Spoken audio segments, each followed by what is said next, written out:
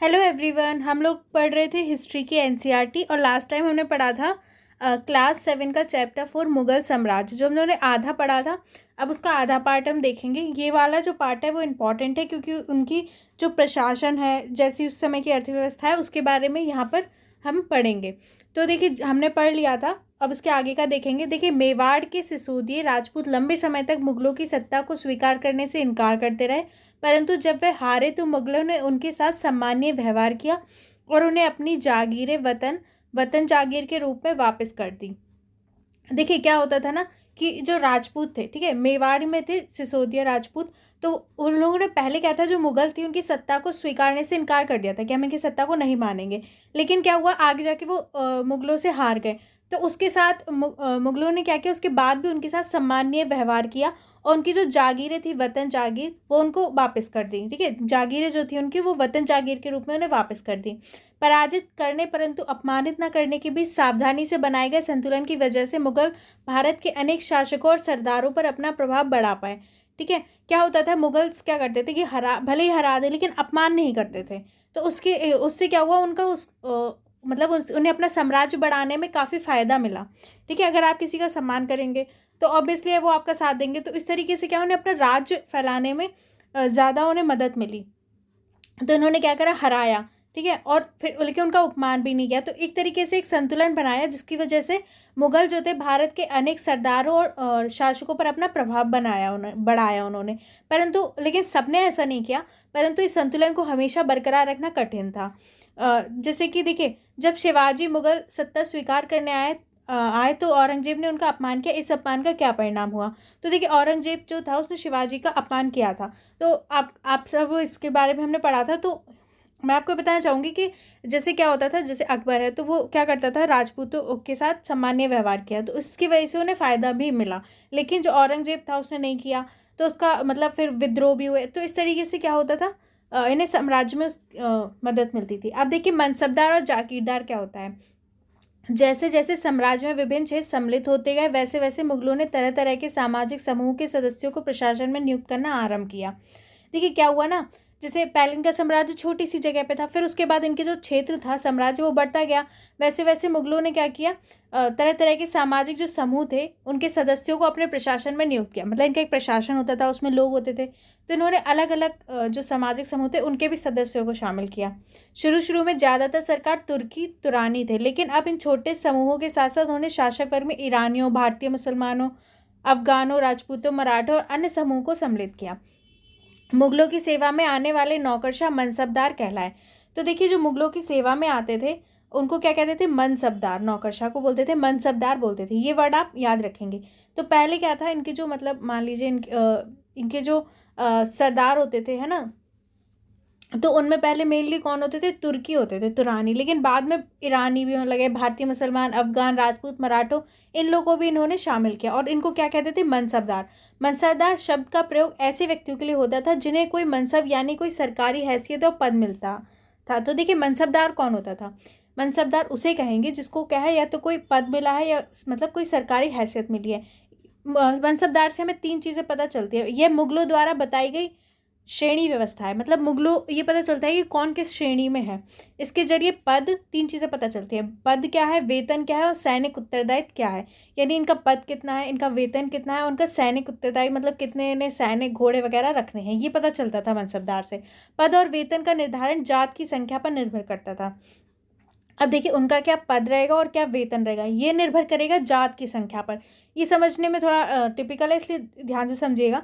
देखिए, पद और वेतन का निर्धारण कैसे हुआ कि जिनकी जात की संख्या क्या है। अब देखिए, जात की संख्या जितनी अधिक होती थी, दरबार में अभिजात की प्रतिष्ठा उतनी ही बढ़ जाती थी और उसका वेतन भी उतना ही अधिक होता था। तो देखिए, जात, ये वो वाला कास्ट नहीं है जात।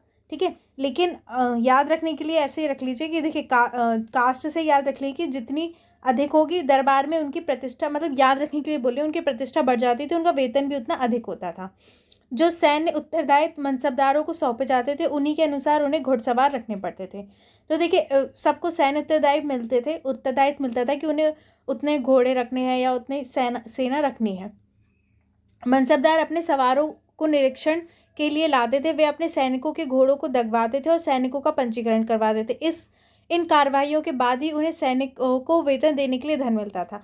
तो देखिए ऐसा है ना, मतलब ऐसा भी हो सकता है कि खराब से घोड़े ले आए हैं ना, या ऐसे ही सैनिक ले आए, तो लेकिन ऐसा नहीं है, उनका निरीक्षण करवाना पड़ता था कि वो अच्छी क्वालिटी के हैं। तो क्या है, घोड़ों को दगवाते थे और सैनिकों का पंजीकरण होता था। इसके बाद उन्हें क्या है, सैनिकों को देने के लिए धन मिलता था। अब देखिए जात, जैसे देखिए 5,000 जात वाले अभिजातों का दर्जा 1,000 जात वाले अभिजातों से ऊंचा था। ठीक है, अब 5,000 जात ज़्यादा हुए ना 1,000 जात से, तो उनका दर्जा ऊंचा है। अकबर के शासनकाल में 29 ऐसे मनसबदार थे जो 5,000 जात की पदवी के थे। औरंगजेब के शासनकाल तक ऐसे मनसबदारों की संख्या 79 हो गई। क्या इसका अर्थ ये हुआ कि राज्य का खर्चा बढ़ गया। अब देखिए मनसबदार बढ़ गए है ना औरंगजेब के टाइम पे, इसका मतलब ये हुआ कि मतलब उसका खर्चा भी बढ़ गया होगा, इनको पैसे देने पड़ते होंगे। अब देखिए मनसबदार अपना वेतन राजस्व एकत्रित करने वाली भूमि के रूप में पाते थे। अब देखिए अगर वेतन देना है, अब सबको नगद वेतन देना तो मुश्किल होगा कैश में, तो क्या होता था कि इनको भूमि दे दी जाती थी। ठीक है, मनसबदारों को उनका वेतन के रूप में क्या थे, भूमि देते थे। जैसे भूमि एक जगह कि आप यहाँ का राजस्व एकत्र करेंगे, है ना, यानी कि वहाँ का टैक्स लेंगे एक तरीके से, जिसे जागीर कहते थे। उस भूमि को कहते थे जागीर, और तकरीबन इक्ताओं के समान थी, जो कि पहले था इक्ताओं के समान थी। ठीक है, परंतु मनसबदार मुक्तियों से भिन्न अपने जागीरों पर नहीं रहते थे और ना ही उन पर प्रशासन करते थे। ठीक है, पहले पड़ा था इक्ता।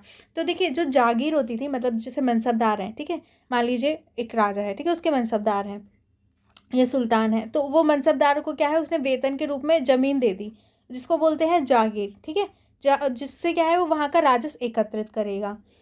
लेकिन क्या है, जो मनसबदार होते थे, जो इक्ता भी होती थी पहले, इक्ता से अलग होते थे मनसबदार। जैसे इक्ता पे होते थे मुक्ति, तो मनसबदार जो होते थे वे अपनी जागीरों पर नहीं रहते थे। ठीक है, जहाँ उनकी जागीर होती थी वहाँ नहीं रहते थे ना, और ना ही उन पर प्रशासन करते थे।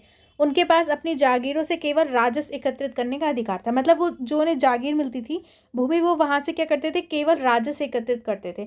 यह राजस्व उनके नौकर उनके लिए एकत्रित करते थे। और जैसे जो राजस्व कौन इकट्ठा करता था, मतलब टैक्स समझ लीजिए, उनके जो नौकर होते थे वो इकट्ठा करते थे, जबकि वे स्वयं देश के किसी अन्य भाग में सेवारत रहते थे। अब मतलब इसका मतलब ये है कि जैसे जो मनसबदार है उसको अगर जागीर मिली तो ऐसा नहीं उसे वहीं रहना है। ठीक है, वो क्या करता था, उसके जो नौकर होते थे वो वहाँ से राजस्व एकत्र करेंगे, और वो कहीं और भी हो सकता है कि उसकी सेवा में किसी और जगह पर हो, अपने सवारों के साथ एक मनसबदार अभियान पर। देखिए ये पहले देख लेंगे, शाहजहाँ के राजकाल के एक लघु चित्र के ब्यौरे, जहाँ यहाँ जहांगीर के समय के भ्रष्टाचार को दिखाया गया है। भ्रष्ट अफसर रिश्वत लेते हुए, कर अधिकारी गरीब किसानों को सजा देते हुए, ये जो चित्र दिए हुए हैं उनके बारे में है। ठीक है, अब हम मेन इंपॉर्टेंट चीज़ अपनी देखेंगे। अकबर के शासनकाल में इन जागीरों का सावधानीपूर्वक आकलन किया जाता था, ताकि इनका राजस्व मनसबदार के वेतन के तकरीबन बराबर है। तो देखिए जो अकबर का टाइम था वो जो है मुगल काल में सबसे अच्छा टाइम था अकबर का। तो उसके काल में क्या किया जाता था, इन जागीरों का सावधानीपूर्वक आकलन करते थे।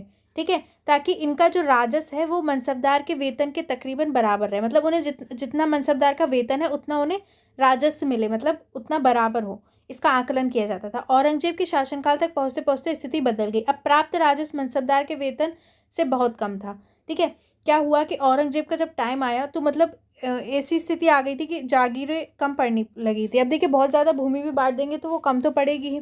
तो क्या है, अब स्थिति ऐसी हो गई थी, कहाँ पर थे, हाँ, कि जो राजस्व था वो मनसबदार के वेतन से बहुत कम था। मतलब मनसबदार का वेतन बहुत ज़्यादा है, लेकिन जो राजस्व मिल रहा है वो कम मिल रहा है, टैक्स। मनसबदारों की संख्या में भी अत्यधिक वृद्धि हुई, जिसके कारण उन्हें जागीर मिलने से पहले एक लंबा इंतजार करना पड़ता था। मैंने अभी आपको बताया कि जागीरों की कमी होने लगी थी। तो मतलब मनसबदारों की जो संख्या थी वो बहुत ज़्यादा बढ़ने के कारण, तो उन्हें जागीर मिलने के लिए भी बहुत ज़्यादा वेट करना पड़ता था। इन सभी कारणों से जागीरों की संख्या में कमी हो गई। फलस्वरूप कई जागीरदार जागीर रहने पर यह कोशिश करते थे कि वे जितना राजस्व वसूल कर लें। तो क्या होता था, देखिए जो जागीरदार है वो क्या करता था कि उसे पता है कि मतलब बहुत टाइम वेट करने के बाद जागीर प्राप्त होगी और उसकी संख्या भी कम है, तो वो क्या करते थे, जितना टैक्स उधर से ले सकते हैं राजस्व उतना ले लें। अपने शासनकाल के अंतिम वर्षों में औरंगजेब इन परिवर्तनों पर नियंत्रण नहीं रख पाए, इस कारण किसानों को अत्यधिक मुसीबत का सामना करना पड़ा। देखिए अब कोई जागीर वो एक मतलब मिली है तो कोई उस पर फिक्स तो है नहीं है, तो क्या है, ये लोग क्या करते थे, अब उसके बहुत ज़्यादा मतलब किसानों से टैक्स ले रहे हैं, राजस्व ले रहे हैं, तो किसानों की हालत भी यहाँ ख़राब हो गई औरंगजेब के टाइम तक। जब्त और जमींदार, मुगलों की आमदनी का प्रमुख साधन किसानों की उपज से मिलने वाला राजस्व था। ठीक है। मुगलों की मेन आमदनी देखिए पहले क्या था, आप देखिए ऐसे कोई मतलब बहुत इंडस्ट्री तो होती नहीं थी, मेनली राजाओं का जो खजाना था वो कहाँ से भरता था, किसानों से, ठीक है। तो मुगलों की भी जो आमदनी का मेन साधन था वो किसानों की उपज से मिलने वाला जो उन्हें राजस्व था वो था। अधिकतर स्थानों पर किसान ग्रामीण कुलीनों यानी कि मुखिया या स्थानीय सरदार के माध्यम से राजस्व देते थे। अब देखिए राजस्व कौन लेता था, मतलब डायरेक्ट राजा तो लेगा नहीं। तो देखिए जो क्या होता था, किसान जो होते थे वो जो ग्राम गाँव में कुलीन होते थे, ठीक है, यानी जो मेन मुखिया होगा या स्थानीय सरदार होंगे उनको दे देते थे अपना राजस्व, ठीक है। समस्त मध्यस्थों के लिए, चाहे वे स्थानीय ग्राम के मुखिया हो या फिर शक्तिशाली सरदार हो, मुगल एक ही शब्द जमींदार का प्रयोग करते थे।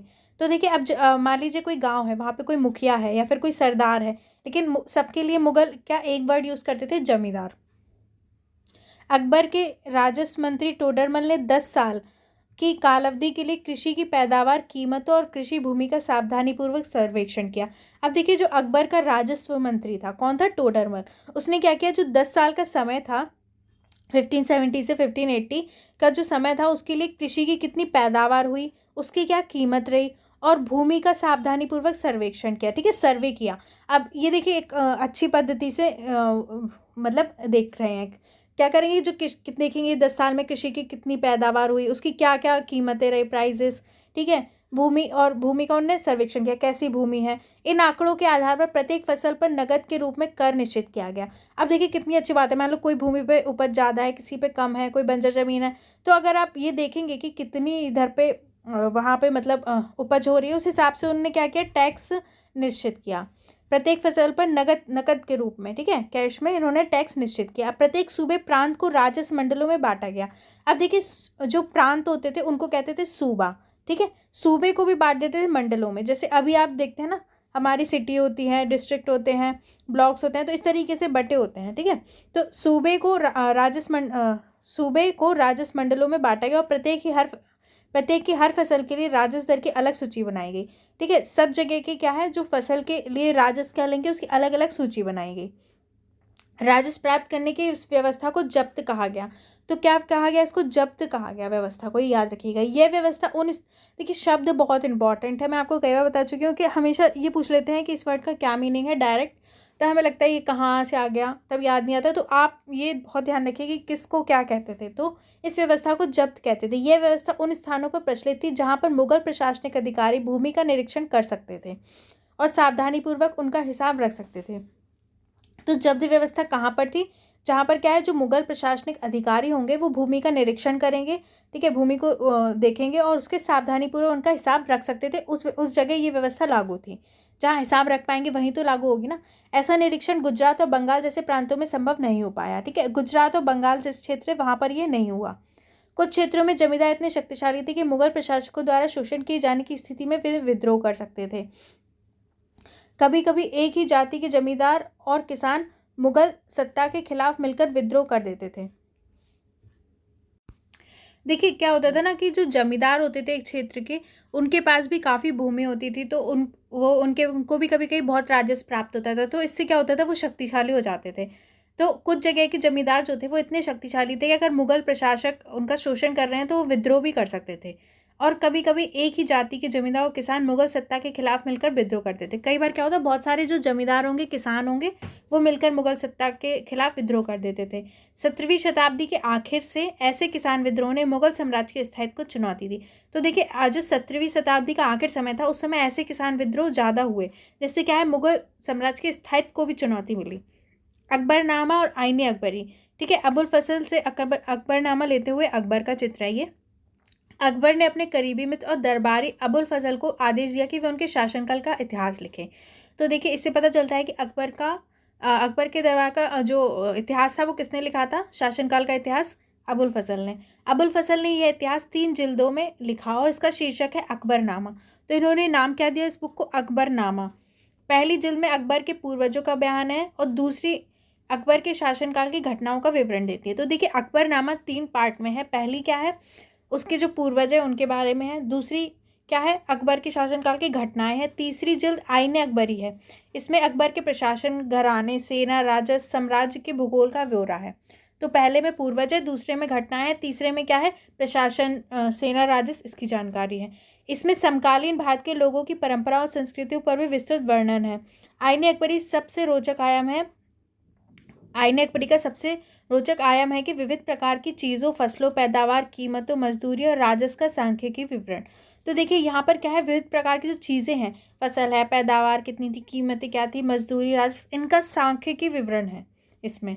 मतलब काफ़ी हमें डिटेल में इसमें चीज़ें मिलती हैं। तो आईने अकबरी लिखी थी अबुल फजल ने, ठीक है। अकबर के शासन का इतिहास था इसमें।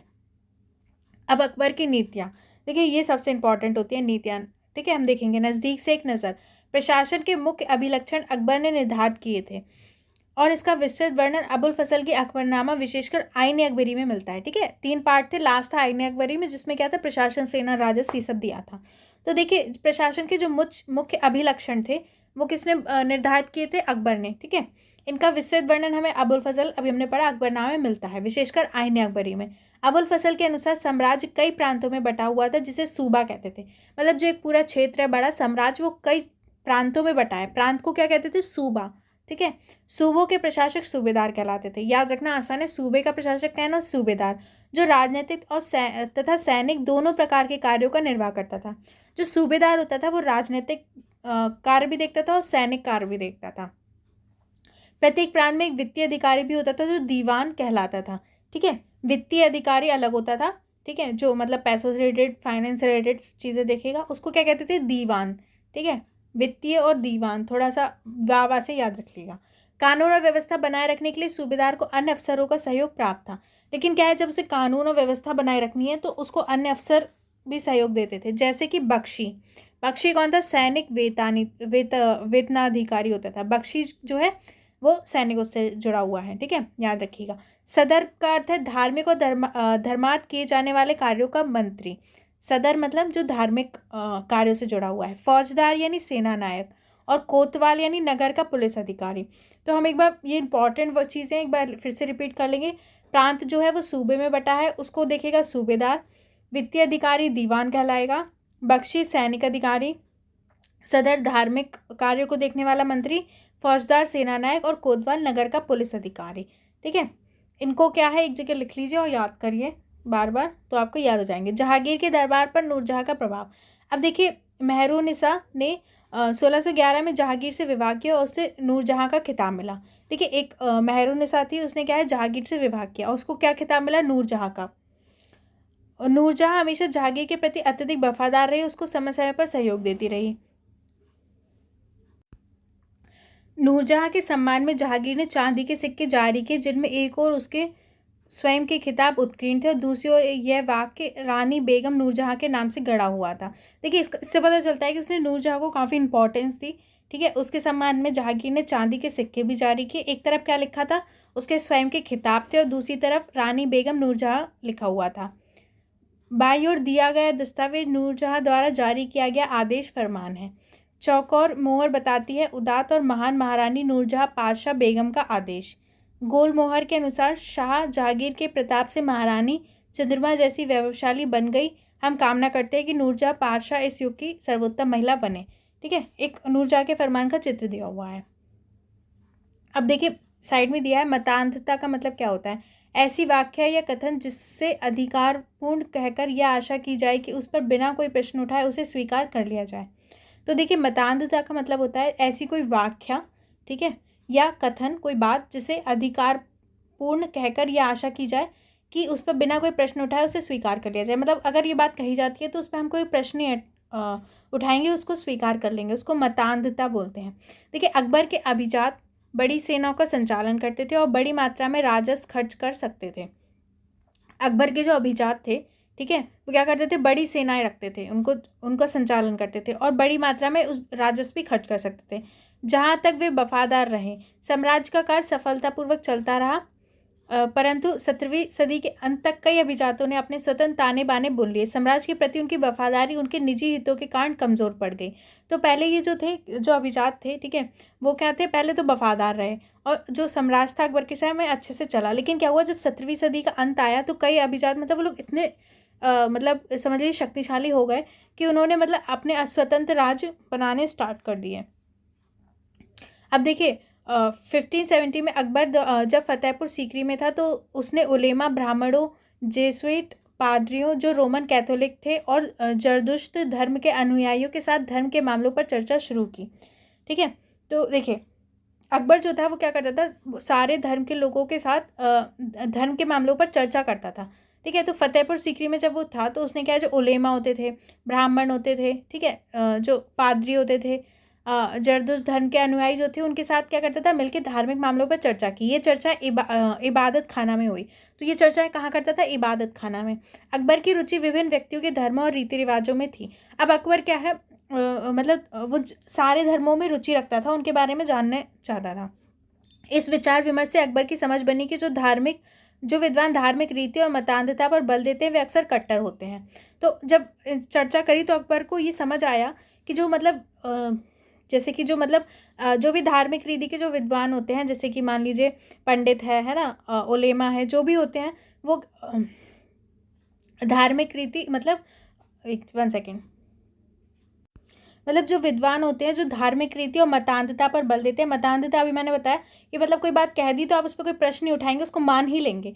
तो वो क्या होते हैं, कट्टर होते हैं ज़्यादातर। ठीक है, उनकी शिक्षाएं प्रजा के बीच विभाजन और असामंजस्य पैदा करती है। तो इससे क्या होता है, प्रजा के बीच विभाजन होता है। अगर आप कट्टरता फैलाएंगे तो देखिए आपस में लोग लड़ेंगे, ये होता है। तो इससे क्या है, ये इस तरीके से कार्य करते हैं। ये अनुभव अकबर को सुलह कुल या सर्वत्र शांति के विचार की ओर ले गया। तो देखिए अकबर ने क्या चलाई थी, सुलह कुल की नीति चलाई थी, इंपॉर्टेंट है उस, या सर्वत्र शांति। ठीक है, सब जगह शांति रहे। सहिष्णुता की यह धारणा विभिन्न धर्मों के अनुयायियों में अंतर नहीं करती थी, अपितु इसका केंद्र बिंदु थी नीति शास्त्र की एक व्यवस्था जो सर्वत्र लागू की जा सके। इसमें केवल सच्चाई, न्याय और शांति पर बल था। तो देखिए क्या था कि मतलब एक जो सुलह कुल की नीति थी, ये क्या करती थी, विभिन्न धर्मों के जो अनुयायी थी उनमें डिफरेंस नहीं करती थी, अंतर नहीं करती थी। लेकिन ये क्या एक तरीके से क्या था, एक नीति शास्त्र था, एथिक्स समझ लीजिए, एक नीति शास्त्र की व्यवस्था थी जो मतलब सब जगह लागू की जा सकती थी, और केवल सच्चाई, न्याय और शांति पर इसमें बल दिया गया था। ये देखिए चित्र दिए इबादत खाना में अकबर विभिन्न धर्मों के विद्वानों के साथ चर्चा करते हुए। अबुल फजल ने सुलह कुल के इस विचार पर आधारित शासन दृष्टि बनाने में अकबर की मदद की। अकबर के इस सिद्धांत को जहांगीर और शाहजहां ने भी अपनाया। तो देखिए अकबर ने कई संस्कृत ग्रंथों के फारसी में अनुवाद कार्य को संपन्न कराया। इस उद्देश्य हेतु उसने फतेहपुर सीकरी में एक मकतब खाना या अनुवाद ब्यूरो की स्थापना की। तो अकबर ने क्या किया, बहुत सारे संस्कृत ग्रंथों का फारसी में अनुवाद कराया। ठीक है, इसके लिए फतेहपुर सीकरी में था एक मकतब खाना, ठीक है, अनुवाद ब्यूरो था। महाभारत, रामायण, लीलावती और योग वशिष्ठ जैसे कुछ उल्लेखनीय संस्कृत ग्रंथ जो अनुवाद कार्य के लिए चुना गया। रजमनामा जो महाभारत का फारसी अनुवाद है, में महाभारत की घटनाओं का विस्तृत चित्रांकन है। तो देखिए रजमनामा क्या है, कहीं पूछा जाए तो महाभारत का फारसी अनुवाद है, ये याद रखिएगा। अब सुलह कुल क्या, अकबर की सुलह कुल की नीति का उसके पुत्र जहांगीर ने इस प्रकार वर्णन किया है। अब क्या था ये, जहांगीर ने बताया है, ईश्वरीय अनुकंपा के विस्तृत आंचल में सभी वर्गों और सभी धर्मों के अनुयायियों की एक जगह है। इसलिए उनके विशाल साम्राज्य में, जिसकी चारों ओर की सीमाएं केवल समुद्र से ही निर्धारित होती थी, विरोधी धर्मों के अनुयायियों और तरह तरह के अच्छे बुरे विचारों के लिए जगह थी। जहाँ असहिष्णुता का मार्ग बंद था, यहाँ सुन्नी और शिया एक ही मस्जिद में इकट्ठे होते थे और ईसाई और यहूदी एक ही गिरजे में प्रार्थना करते थे। और उसने सुसंगत तरीके से सार्वत्रिक शांति सुलह कुल के सिद्धांत का पालन किया। अब एक तरीके से हम बताएं, ये नीति पता इसलिए चलाई गई सुलह कुल की। क्या होता था ना, इतना बड़ा साम्राज्य चलाना है, अलग अलग धर्म के लोग हैं, अगर वो आपस में लड़ेंगे तो मुश्किल होगी। तो इससे क्या होगा, एक शांति बनी रहेगी, राज्य चलाने में आसानी होगी। ये भी एक पहलू होता है। अब देखिए 17वीं शताब्दी में और उसके पश्चात मुगल साम्राज्य की प्रशासनिक और सैनिक कुशलता के फलस्वरूप आर्थिक और वाणिज्यिक समृद्धि में वृद्धि हुई।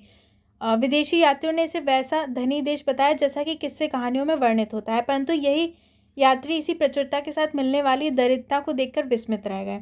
सामाजिक असमानताएं साफ दिखाई पड़ती थी। देखिए जो मुगल साम्राज्य था उसके समय क्या था, प्रशासनिक और सैनिक कुशलता थी काफ़ी। इसके मतलब जो आर्थिक और वाणिज्यिक समृद्धि उस समय क्या है, उसमें वृद्धि हुई, क्योंकि ये उन्होंने अच्छे से साम्राज्य चलाया, बड़ा साम्राज्य था इनका। लेकिन विदेशी यात्रियों ने इसे भारत को धनी देश बनाया, लेकिन उन्हें मतलब क्या हुआ, जो अच्छी कहानियाँ थी उसके साथ उन्हें दरिद्रता भी दिखी भारत में, जिससे पता चलता है कि सामाजिक असमानताएं थीं।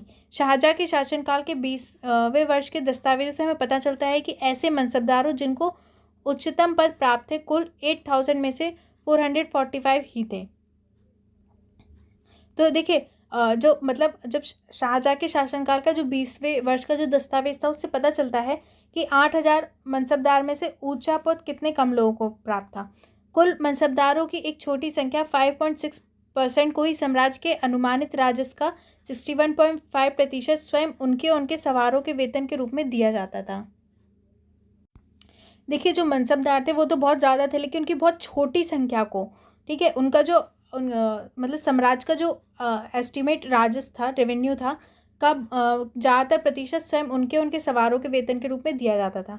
मतलब व्यवस्था गड़बड़ा रही थी यहाँ से। मुगल सम्राट और उनके मनसबदार अपनी आय का बहुत बड़ा भाग वेतन और वस्तुओं पर लगा देते थे। देखिए जो मुगल सम्राट थे और जो मनसबदार थे उनको जो आय मिलती थी उसका आय का बहुत बड़ा भाग वेतन और वस्तुओं पर लगा देते थे। मतलब वो वेतन देने में और जो वस्तुएं थी उन पर उनका खर्च हो जाता था। इस खर्चे से शिल्पकारों क्किसानों को लाभ होता था, चूँकि वे वस्तु और फसल की पूर्ति करते थे। तो इस खर्च से क्या था, जो शिल्पकार थे, ठीक है, और जो किसान थे उनको लाभ होता था, चूँकि वे वस्तु और फसल की उन्हें आपूर्ति करते थे, मनसबदारों को और सम्राट को। परंतु राजस्व का भार इतना था कि प्राथमिक उत्पादकों, किसान और शिल्पकारों के पास निवेश के लिए बहुत कम धन बचता था। मतलब लेकिन उनसे क्या है, बहुत ज़्यादा किसानों से राजस्व लिया जाता था, जिससे क्या हुआ कि जो प्राथमिक उत्पादक किसान और शिल्पकार थे, जो मतलब जो किसान थे जो उत्पादन करते थे, और जो शिल्पकार थे उनके पास निवेश के लिए बहुत कम धन बचता था, क्योंकि ज़्यादा उन्हें टैक्स देना पड़ जाता था। इनमें से जो बहुत गरीब थे मुश्किल से ही पेट भर पाते थे, ठीक है। वे उत्पादन शक्ति बढ़ाने के लिए अतिरिक्त संसाधनों में, औजारों और अन्य वस्तुओं में निवेश करने की बात सोच भी नहीं सकते थे। मान लीजिए कि आप फसल उगा रहे हैं, ठीक है, 100 मान लीजिए, आप उसमें से मान लीजिए 70 टैक्स ही दे रहे हैं, तो क्या आप कोई नया औजार खरीद पाएंगे, ठीक है, या आपको कहीं पर इन्वेस्ट करने का सोच पाएंगे, नहीं सोच पाएंगे। ऐसी अर्थव्यवस्था से ज़्यादा धनी किसान, शिल्पकारों के समूह, व्यापारी और महाजन ज़्यादा लाभ उठाते थे, ठीक है। जो धनी किसान थे, धनी शिल्पकार थे, उनको ज़्यादा फायदा होता था। मुगलों के कुलीन वर्ग के हाथों में बहुत धन और संसाधन थे, जिसके कारण 7वीं सदी के अंतिम वर्षों में वे अत्यधिक शक्तिशाली हो गए। जो कुलीन वर्ग था, ठीक है, जो उच्च वर्ग था, उसके पास बहुत ज़्यादा मुगल काल में धन और संसाधन था। तो क्या हुआ कि वो लास्ट में बहुत शक्तिशाली हो गए। उन्होंने अपने अपने मतलब स्वतंत्र राज्य बनाने भी लगे। जैसे जैसे मुगल सम्राट की सत्ता पतन की ओर बढ़ती गई, वैसे वैसे विभिन्न क्षेत्रों में सम्राट के सेवक स्वयं ही सत्ता के शक्तिशाली केंद्र बनने लगे, ठीक है। तो कि धीरे धीरे क्या हुआ कि जो उसके सेवक थे उनके पास शक्ति ज़्यादा आ गई, राजस्व बस ज़्यादा वसूलने से, ज़्यादा उन पर भूमि होने से, तो वो क्या है, अपने खुद के सत्ता के शक्तिशाली केंद्र बनाने लगे। इनमें से कुछ ने नए वंश भी स्थापित किए और हैदराबाद और अवध जैसे प्रांतों में अपना नियंत्रण जमाया। यद्यपि दिल्ली के मुगल सम्राट को स्वामी के रूप में मान्यता देते रहे। तो देखिए जो हैदराबाद, अवध जैसे प्रांत थे, इन्होंने नए वंश स्थापित किए, लेकिन फिर भी क्या है, वो दिल्ली के मुगल सम्राट को अपना स्वामी के रूप में उनको मान्यता देते रहे। तथापि 18वीं शताब्दी तक साम्राज्य के कई प्रांत अपनी स्वतंत्र राजनीतिक पहचान बना चुके थे। इसके बारे में हम 10वें अध्याय में विस्तृत चर्चा करेंगे। तो देखिए, लेकिन क्या हुआ, जब 18वीं शताब्दी आई तो साम्राज्य के कई जो प्रांत है अपनी स्वतंत्र राजनीतिक पहचान बना ली थी उन्होंने। इसमें हम क्या है, आगे पढ़ेंगे इसके बारे में। तो फ्रेंड्स, यहाँ पर हमारा चैप्टर फिनिश होता है। तो आप इसको 1-2 बार और अच्छे से देख लेंगे, तो आपको याद हो जाएगा। Thank you.